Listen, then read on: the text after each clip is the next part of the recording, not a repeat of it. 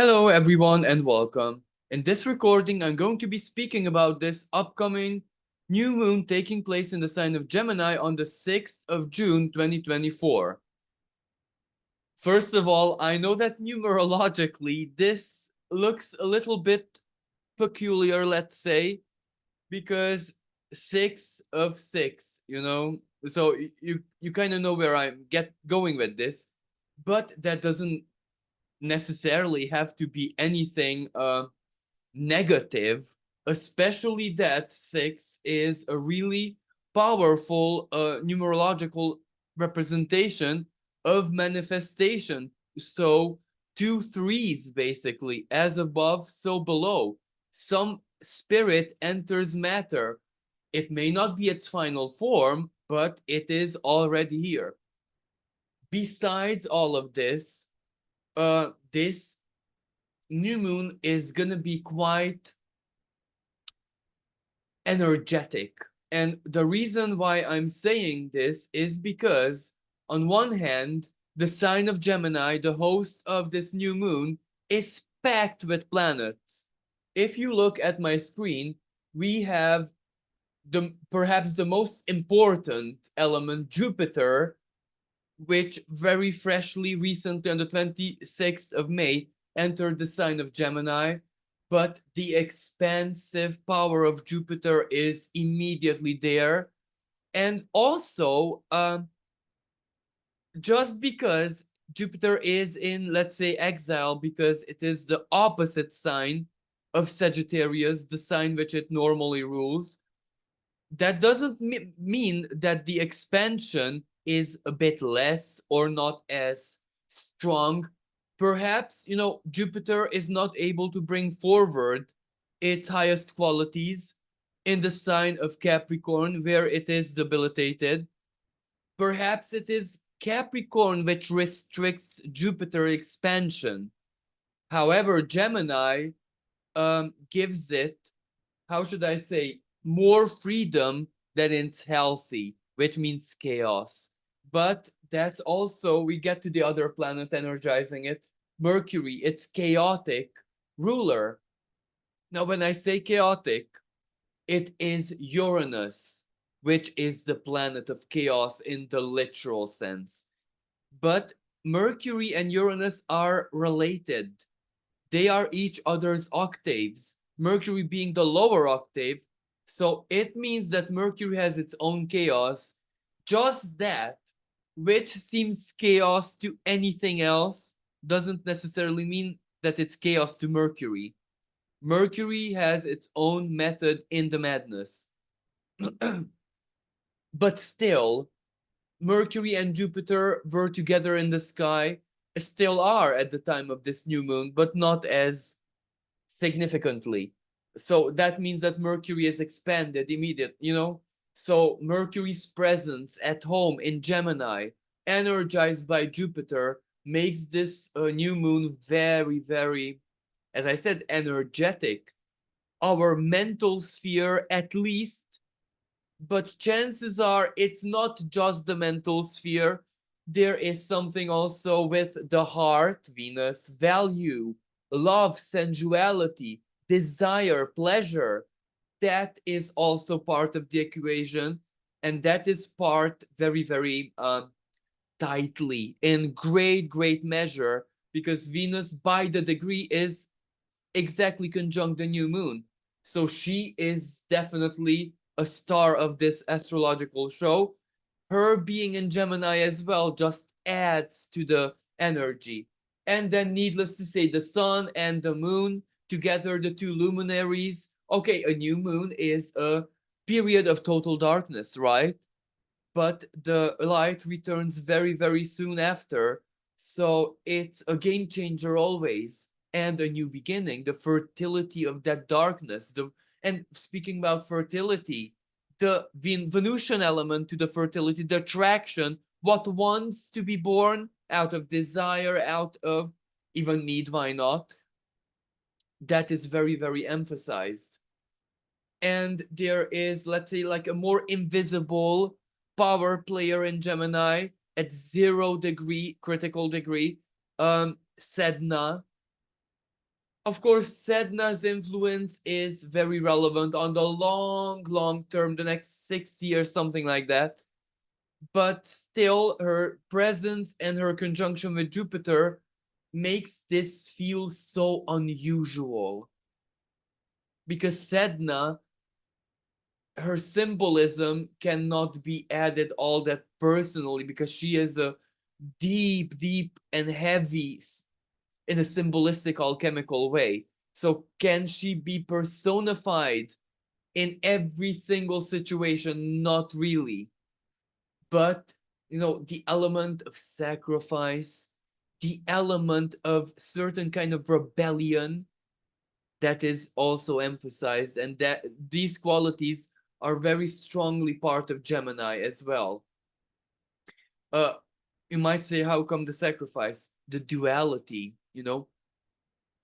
a sacrifice has to produce a great uh, effect.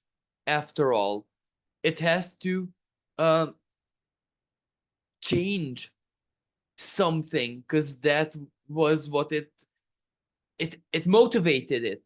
So Gemini is very always very analytical of the, let's say, the correlation, the relationship between input and output, and use the symbolism in any way you like.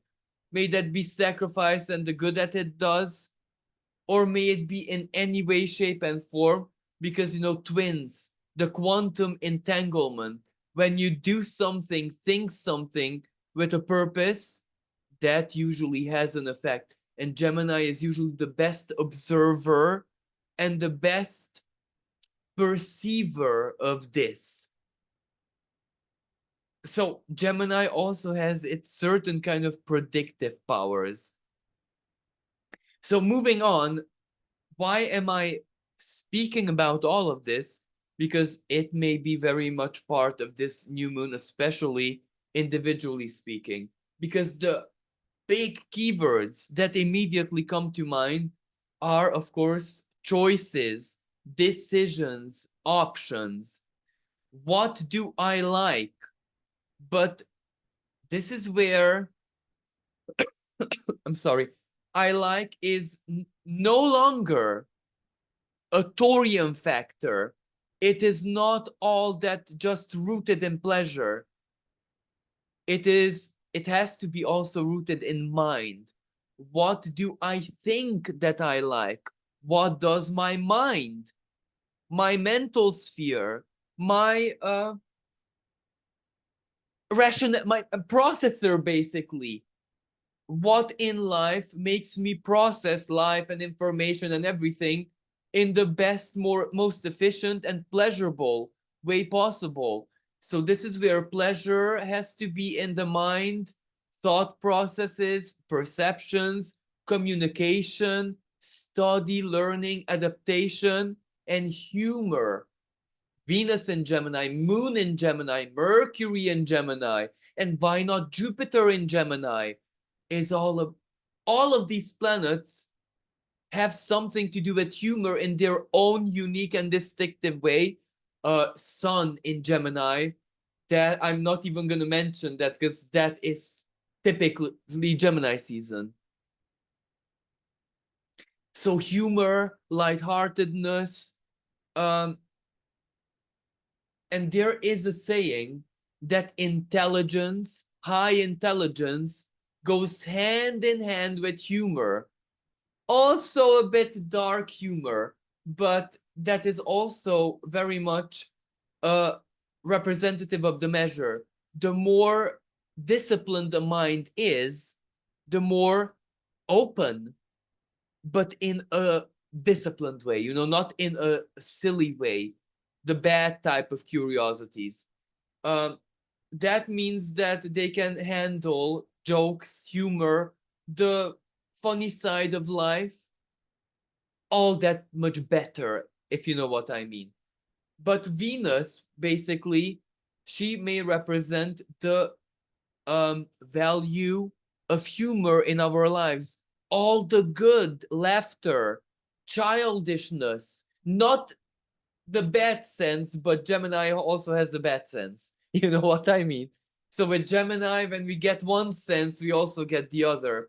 But let's say a childlike vibe, the inner child, the inner adolescent, and this energy is gonna be so good for people who don't really act their age, especially when they act a bit younger or feel younger, think younger than their physical body is.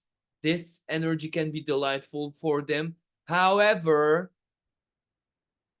and I'm going to speak about this just a little bit later on, all of what I'm saying has to have a very good sense of measure and discipline, because this full moon, new moon, squares, or is squared, better said, by Saturn. The square is not precise to the degree, but it is significant and it matters. And Saturn in the fellow dual sign, mutable sign of Pisces. So this complicates things, but it also brings a lot of positivity. But I'll get back to this in just a little bit. So there is the energy, the choices, the options, the preferences, what I love, what makes me happy, what makes me more efficient, what makes me operate at my very best, what makes me, and this is where, seem like my most best self, and this is where seem is not necessarily the bad kind of fake. It's not even fake. This is where, and we have to get to a big trauma that any kind of Gemini sun person usually lived one in one situation or another in their lives. The duality, the two-facedness, the fakeness. This is where it's not fake. If Libra is not fake, then neither is Gemini. Libra does it in such a Venusian way that, of course, no one says Libra is fake and stuff and two-faced and what they would say to Gemini. But this is where Gemini is ruled by Mercury. Mercury has to be your friend when they are with you. When they are with your enemy, as a good messenger and diplomat, Mercury, they have to non-judgmentally also understand, communicate, and be a friend with your enemy. But that doesn't mean that the Gemini energy is involved in the conflict.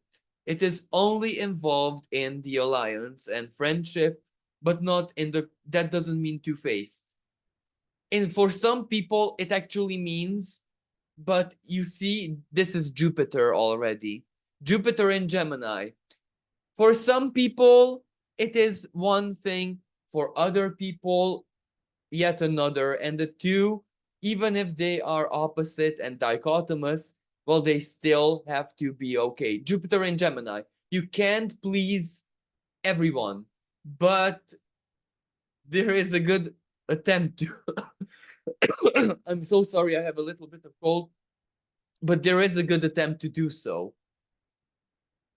But Jupiter can also bring the wisdom when let's not please everyone, or the other situation when giving it a good try leads to something positive. Whenever we deal with dual signs, regardless if they're mutable or fixed or cardinal, we get this. Sometimes the same thing is good, in other situations is bad. And fixed signs, usually people, let's say it another, people with a lot of fixed energy and even a cardinal energy don't really get this all that well, because for them dichotomy is a dichotomy. It has to be like that. But anyway, all of us are gonna feel life And however this manifests for us personally, more like a Gemini. So everyone, the whole cosmos, for this new moon, welcome into the world of Gemini. And I say welcome because I'm both a sun and moon Gemini. So I'm very Gemini, in this, just that I don't show it. I don't come across as this. For technological, astrological reasons in my chart, that I'm going maybe sometimes I'm going to use my chart as an example, but not really right now. But everyone is going to be in the shoes of a Gemini. So good luck to everyone making the choice, the decision, the preference, knowing yourself, knowing what you like, knowing what you do not like.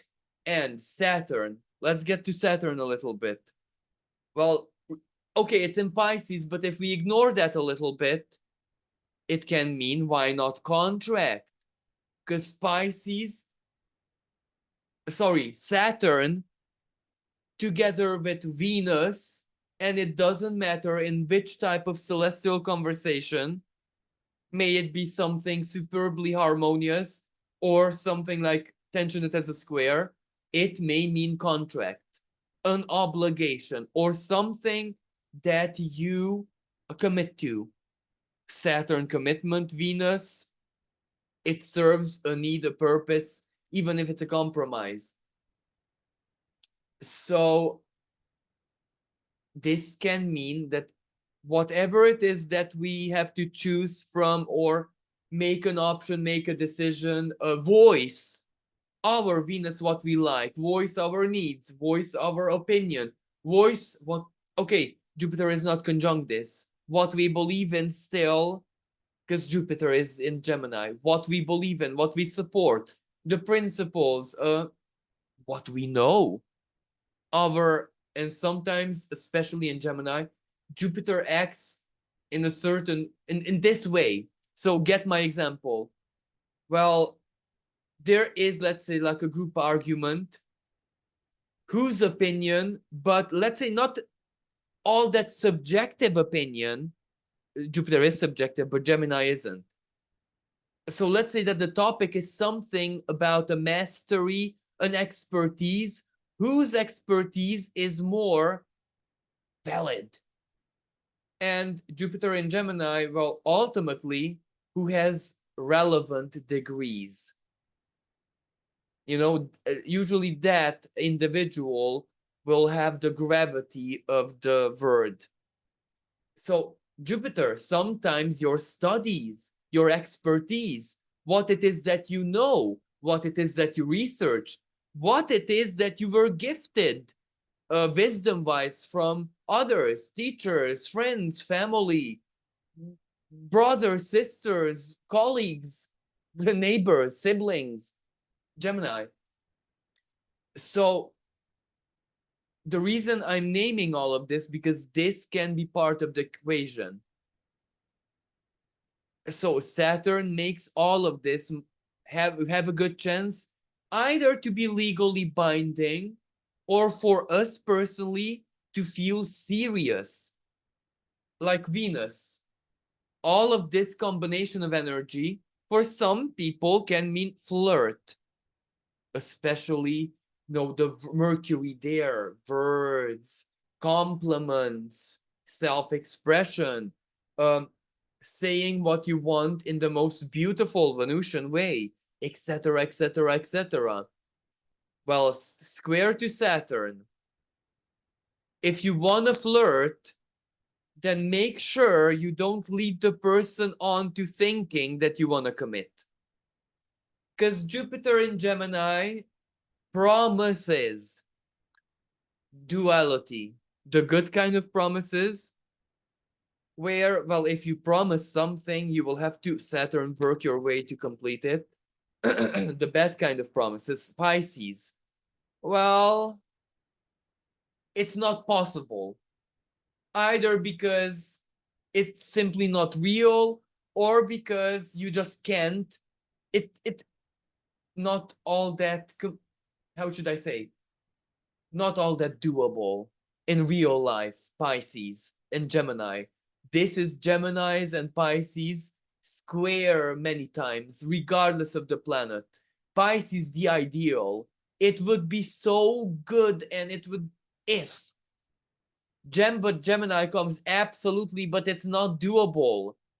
Let's go to practicality. But then comes Pisces. But practicality doesn't have the dreaminess and the principle. And Pisces may come with art, beauty, faith, spirituality, illusion, the feeling. It doesn't feel all that good.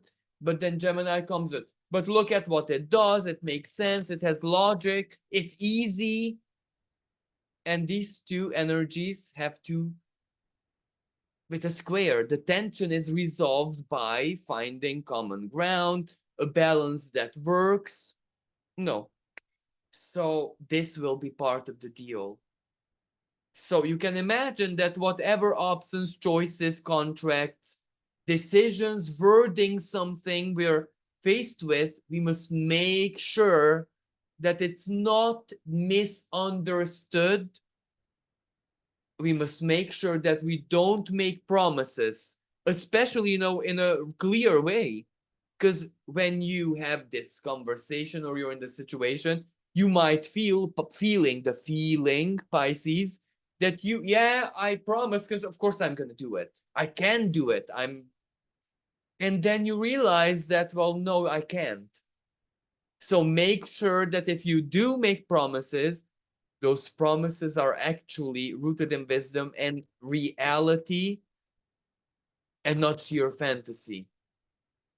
Or don't. If you're not sure, rather not make promises, or make a real promise that this is how I feel now. Let's wait. That is very fair, very real, and rooted in wisdom, because feelings change. And regardless, this is a contract, like a job offer, an out of the blue job. Why out of the blue? Jupiter likes surprises, but then Mercury, not so long ago, was supercharged by Uranus with their conjunction.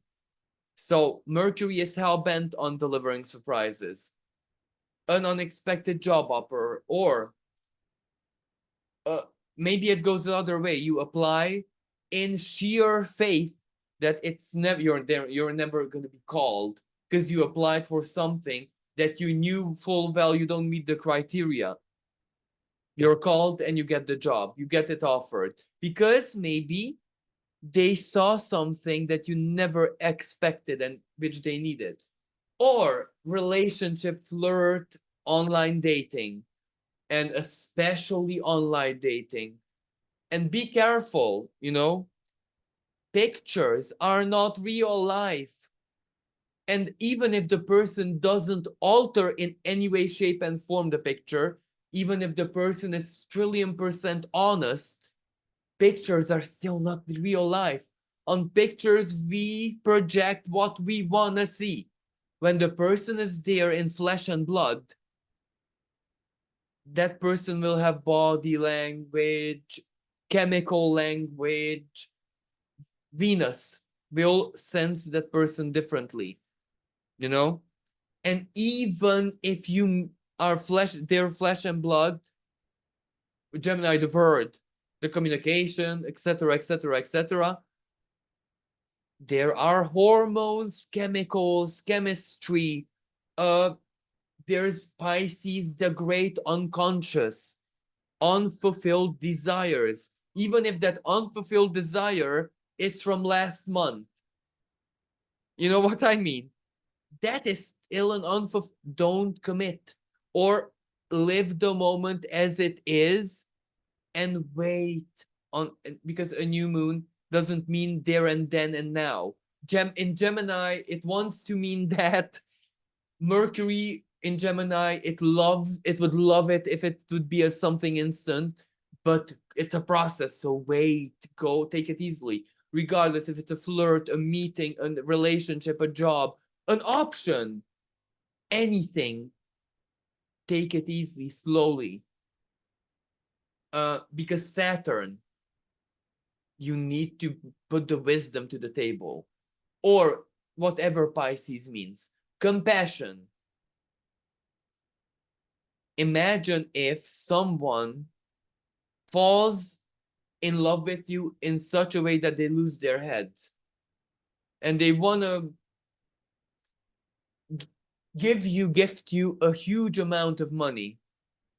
Well, you can imagine Saturn in the sign of Pisces. In the name of wisdom, morality, thinking empathically about the situation of the other, understanding that the other one is not with themselves right now, you will refuse. And Saturn come with terms and conditions, Mercury as well, and Gemini. Wait, and after you, the hormonal stage or the Venus and Libra stage is over. Wait until you get to come to your senses. If you necessarily want to, after, you know what I mean? Think about the other. Or, but this can also be in the bad sense. Someone just wants to is gifting you. And ask Saturn in the sign of, ask yourself why.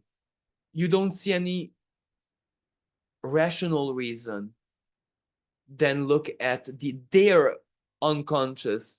What does the subtlety, what does the unconscious project? And that holds the answer. You know what I mean? Options. Dig a bit deeper than meets the eye. This is what Saturn in Pisces, and without a doubt, an erratic Neptune demands from all of us. Apart from this energy, Mars is very close to an erratic degree of Aries, its home sign. So everything in life, including everything, is energized.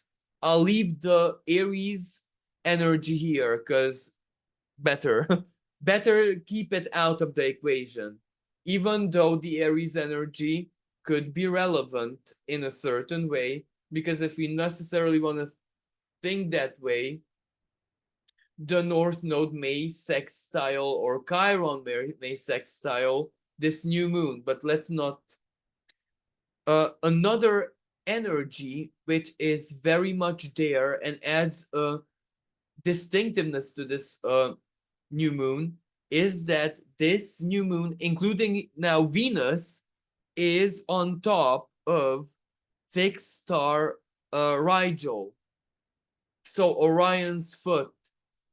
This is a fortunate energy because this energy actually represents the highest qualities of Gemini and the highest role of Gemini in one concentrated point. That is practicality. When thoughts, intelligence, Mercury or mercurial expression is motivated, fueled, animated by something benevolent. Let's help the situation. Let's figure it out. Let's use our problem-solving skills for the greater good. Then there is any skill, any craftsmanship, anything that has to do with the fingers and hands being very, very resourceful, crafty. Or for other people, it's more like their minds. Some people are born with a certain innate resourcefulness at something. And it's really innate because you would find the same type of resourcefulness at a person who like studied that, but this also with the same person who's just self-studied that. The two would not really show all that much difference, really. So this is really, really good for giving a good, how should I say, usage to our skills and abilities. And another type of energy that is specific: humor, laughter, lightheartedness, seeing life not all that very much seriously. So anything in the comedy industry, anything like that there's gonna be something newborn there, new stars, new people, new type of humor. However, duality, another type of humor, square Saturn, is gonna be banned, restricted, and banning words, banning speaking about something. There's gonna be a strong attempt to restrict the freedom of speech. And let's not forget Venus, financial boycotting, social and multimedia used for Saturnian purposes. So this is gonna be interesting. But this ban of technology, yeah, and media and speaking and something is gonna be specific not just to this new moon, but each of these planets, including Jupiter himself, will hold a square with Saturn on their own term. So that's definitely restriction, banning something. But there is also the Piscean quality. Maybe, how should I say this? Because this is a very taboo topic. When is restriction abusive, or when is restriction actually malevolent, in the sense that it's not true? Whatever you're wanting to restrict, the accusations you hold against it are total inventations, manipulation, lies, malevolent in itself. You want Saturn, you want to control public opinion by incriminating something Venusian, but also mercurial, and I cannot name, you can understand me. So, put this energy into what I'm saying into context. And Mercury will hold this square very, very soon. But in the longer term, this year, Jupiter will hold the square 2 times, if I'm not mistaken. Jupiter is court of justice when it's going to be debated. So again, that's also part of this energy. But it's not necessarily just specific of this new moon, so I'll leave it at that. Another energy which is very significant, Jupiter's trine to Pluto. Okay, it's already breaking apart, but it's still operational. This trine just adds the power, the intensity. It can transform your social life, circle of friends, if it's a contract, a job, a relationship, if flirt turns into big romance. I'm just gonna say now the most positive effects. Why? Because Gemini has to be optimistic with Jupiter in it. Something, an innocent demonstration of ability, skill, a spark, turns into a blaze, but in a good sense. Let me give you an example. You are in a random situation, you're very gifted, skilled at something, and the situation just randomly you give a small demonstration. Let's say you're a plumber and an acquaintance, you don't know them all that well, but their sink is broken and you're just there. You fix it in a second. An example, a circumstance. You don't know where that can lead you. Somewhere big, somewhere significant, somewhere life-changing, but which is your decision and option. Not just that it happens on its own. Square to Saturn, decision, what's good, what's not, what's the best balance, what do I do with this? So, and communication, and no, but also Gemini, it may come from sibling, neighbor, or soul sibling. It may not even have to be necessarily in your personal life. Let's say if your sibling is faced with a big decision, that will change their life and automatically yours.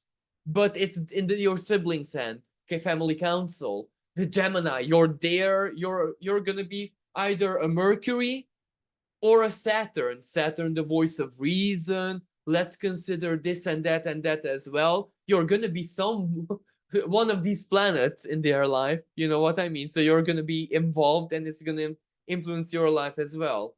But if it's soul sibling, sometimes a soul sibling who you speak to every day, who's part of your life, and regardless what type of relationship, something happens in their life, you know what that means. It will drag you with you. So it's almost like happening to you. Why not? The empathy, the considering the other, and then there is something happens in your neighborhood, even if this energy doesn't mean it has to affect you, and not everyone, especially if you wouldn't have any planets in this area of your life, or it doesn't converse with anything personal. Well, chances are it's going to be a more minor expression, but which can open your mind, change your mindset forever. You know what I mean? It can still upgrade you. So something is gonna be about choice, decision, option, regardless if it's in our personal life or if it simply asks our presence. And the other thing I want to mention, this energy on and off, better, more off than on, but still trines the South Node in Libra. And also, and this trine is more precise, true Lilith in Libra. So for some people, it might be big surprise, surprise. Someone from the past may come back to your life, but they are a totally different person. Like they changed totally. So you can imagine that even though it's a person who you once kind of knew, like Libra, it can be job, it can be even partner, ex, etc., etc. Um, you knew them, but who comes back into your life, or just a communication where you don't know them because they change profoundly. But this can also represent another type of energy where you released something, a relationship, marriage, partnership. It was so hard and it took a toll on you. This new moon may bring something positive to replace that void, even if it's just the first signs of spring, but it's still something optimistic and positive. And another element which might suggest that this new moon may fill a void is that it opposes the great attractor at 14 degree of Sagittarius. Now, I don't, I can't even consider this a valid opposition, but Sun and Moon and Venus individually before holding this precise conjunction opposed the great attractor. So it fills a void. What did you stop believing in? What led you down principalistically, philosophically, or legally? Maybe this new moon is a good news in that sense, or a shocker that, well, you see, life isn't as unfair, as unjust as you thought. There is still magic in the, it can be something which soothes your soul. It's just honey for the soul. I would also like to mention uh, the Sabian symbol of this new moon, which is a bit weird, but we'll translate it after. So, head of health dissolving into head of mentality. Now, the way it's worded is a bit unusual, but what it means is where either the process of obtaining mental discipline or intellectual but not even necessarily intellectual, just mental maturity. How the mind matures, the process of learning, but not necessarily its immediate effects, the knowledge, but the all of the other positive side effects. Bit of wisdom, bit of knowing me, knowing you, bit of I've been through this situation, so I know what to expect when it comes again. Or my best mate is in the situation I was 10 years ago. Of course, I know what to advise him. And no, naturally. So these type mental, where the mind upgrades, but in a Saturnian way, because due to understanding, trial and error, coming to age, physically, the head of health is when our thoughts, our mental chatter, our autopilot, the lower mind, is animated more on survival, by survival. A lower type of energy. But when I say lower, it doesn't have to be, I don't know, something that is seen as low in suggesting that it's inferior or evil or any, let me, race car driver. Well, their mental sphere is animated by strong survival skills along with the technicality, because their main purpose besides winning the race is to stay alive and not have access, you know what I mean. But when the mind upgrades, the head of mentality is when our lower mind is animated by much higher thoughts. For example, compassion. When the survival will not mean the survival of the self, it means the survival of the collective. That is already health becoming mental. You know what I mean? That is already an upgrade. Or when your lower mind can also contain the higher mind a little bit within itself. So, so the Sabian symbol, along with Venus on it, well, it gives me hope. And I really uh, find this optimistic, because any type of maturization means that chances are we can make all that much better choices, options in any way, shape, and form based on self-knowledge, not just mercurial self-knowledge, but also Venusian, as in knowing our feelings, our values, and also Piscean, knowing our unconscious to the degree that it's possible and it's meant for us personally. All of that will lead to a much better quality of life and existence. Head of health. For some mindset people, um, well-being only represents being okay physically. The rest doesn't matter. For other mindset people, well-being must contain a little bit of Venus, but her higher octave, as in well-being around me. I cannot, my own well-being is not sufficient for my well-being. I need me to be okay, and also anything that's possible in my habitat: people, objects, colors, feelings, moods, smell, you name it. So this really gives me hope. And Gemini, negotiation, uh, speculations lead some intelligence, produces effects, the other. So this really gives me hope that something is going to be negotiated on the world stage for greater peace. Peace, Libra, South Node trine, the new moon. That can very well be let's release the conflict.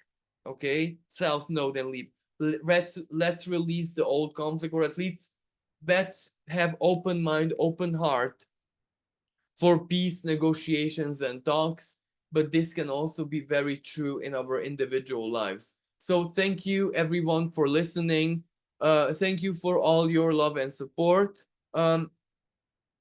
Please do not forget to set an intention for basically the whole collective.